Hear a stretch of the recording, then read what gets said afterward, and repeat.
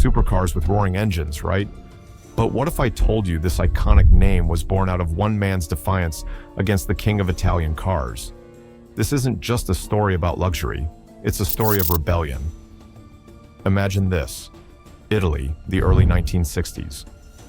Ferruccio Lamborghini, a successful tractor manufacturer, walks into Enzo Ferrari's office to complain about a problem with his Ferrari's clutch. Enzo, in a dismissive tone, tells him, "Stick to making tractors." The sting of that insult hit hard, but instead of backing down, Ferruccio took that slap in the face and turned it into something powerful. In this video, you'll discover how Lamborghini transformed from building farm machines to crafting some of the fastest cars on Earth. You'll learn how a heated rivalry with Ferrari sparked the birth of a supercar legend, and how one man's defiance built a legacy that still roars today. Before there were V12 engines and the iconic Lamborghini badge, there was Ferruccio Lamborghini, a young, ambitious man with a passion for machines. Born in 1916 on a small farm in Italy, Ferruccio's family struggled to make ends meet. But Ferruccio had big dreams that would take him far beyond the dirt of his childhood farm. After World War II, Ferruccio took his experience repairing military vehicles and channeled it into something of his own: a tractor company. But these weren't just any tractors. They were durable, powerful, and reliable. Soon, Ferruccio's tractors became the go-to choice for Italian farmers. By his 30s, he was wealthy, very wealthy. But despite his success, Ferruccio wasn't content just building tractors. He had bigger plans. And that's when his rivalry with Ferrari would begin. At first, Ferruccio had no interest in sports cars, but that all changed when he bought his first Ferrari. Despite Ferrari's prestige, his new car had a major flaw: the clutch. As a perfectionist, Ferruccio couldn't ignore it, so he drove straight to Ferrari's headquarters to talk to Enzo Ferrari himself. But when Ferruccio explained the issue, Enzo wasn't interested. With a dismissive glance, he told him, "Stick to making tractors." Imagine Ferruccio Lamborghini. You know who I am. Oh, yes. We make tractors. And air conditioning and heating. I've got a dinner appointment. Forgive me, but your clutch does not live up to your car. Ferruccio Lamborghini walking out of Enzo's office, the Italian sun blazing down on his furious face. He gets into his Ferrari, slams the door shut, the clutch grinding painfully as he speeds away. In that moment, clutch jerking, pride burning, Ferruccio isn't just driving, he's plotting. Right there, with the engine roaring and the insult echoing in his mind, the idea for a new empire is born. A man who had built his empire from the ground up, dismissed by the king of Italian cars. But Ferruccio wasn't one to back down. Instead of walking away, he channeled that frustration into something much bigger. He decided that he would not only rival Ferrari, but surpass him. In 1963, Lamborghini Automobili was born, and with it, a new force in the automotive world. The first car to bear the Lamborghini name, the 350 GT. You buy a Ferrari when you want to be someone. You buy a Lamborghini when you are someone. Lamborghini! Bravo, bravo! It wasn't just a car, it was a statement. Ferrari had no idea what was coming. Lamborghini wasn't just a contender in the supercar world, it was changing it.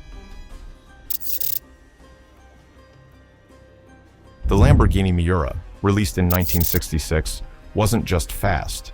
It shattered all expectations. The Miura's mid-engine layout wasn't just innovative, it marked the beginning of a new era in supercar design. The Miura wasn't just a car, it was a work of art. With sleek lines and a powerful V12 engine, it became the symbol of Lamborghini's passion and craftsmanship. Celebrities, athletes, and royalty were desperate to get their hands on one. But Lamborghini didn't stop there. In 1974, the Countach was introduced. Its wedge-shaped design was so ahead of its time, it seemed like it had come straight from a sci-fi movie. The Countach wasn't just a car, it was a futuristic vision, a symbol of defiance, innovation, and power. But like any great story, Lamborghini's rise wasn't without its challenges.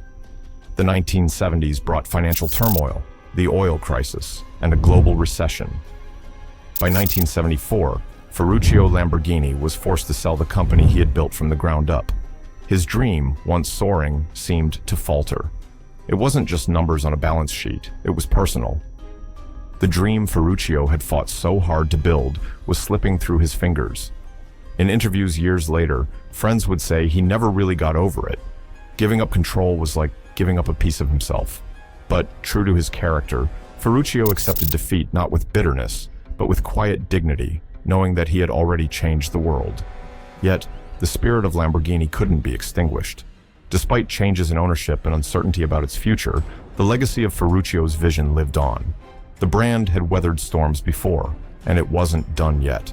Fast forward to 1998, when the Volkswagen Group, through Audi, acquired Lamborghini. This wasn't just a business deal, it was a second chance. Audi's engineering expertise revived the brand, and in 2003, the Gallardo roared back onto the scene.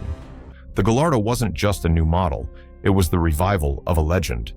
With its aggressive design and Audi's cutting-edge engineering, Lamborghini regained its place in the world of supercars.